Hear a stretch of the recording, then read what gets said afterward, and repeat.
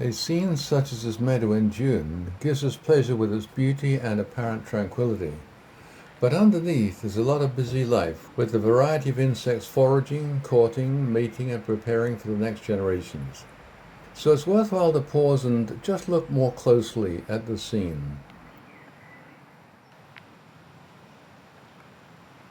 One thing you'll quickly notice is hundreds of these small webs, about the size of a child's hands, draped over plants.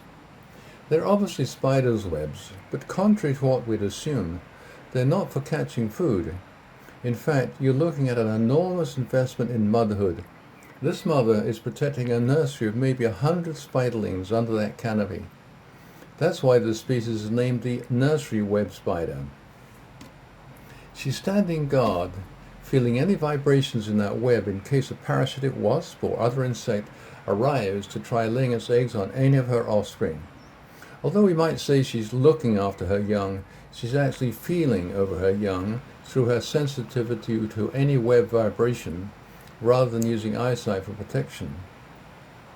After mating with one or more males, she stores the sperm and then decides, based on environmental conditions, maybe even weeks later, that it's time to fertilize her 100 or so eggs.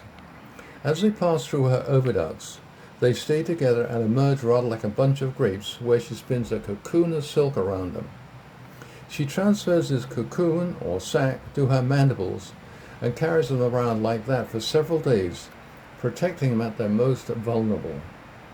Then she hangs the sac on a plant and spins a larger web that you see around them for protection until they're ready to depart, and repeat the cycle to live their individual lives. And here is that bundle of little spiderlings that she was carrying around in her mandibles for several days. Here they're not eating because there's no food in the sac.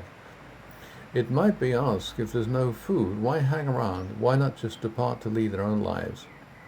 Well, each one is a product of an egg, and that egg provided sufficient nutrients to pass through this maturation stage first.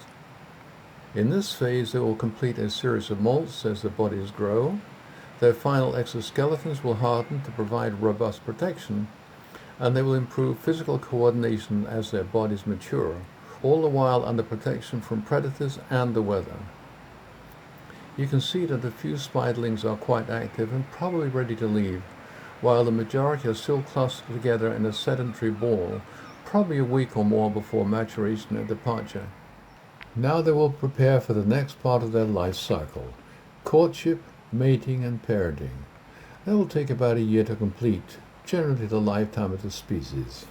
Throughout the summer, it will grow and molt several times, but at the end of summer going into autumn and winter, although bigger, it is not yet sexually mature, so it will spend the winter hidden in grass tussocks, underbark, or in thick vegetation. The next spring, full sexual maturity takes place, and then the male's role is to search for a potential mate and prepare nuptial gifts to attract her.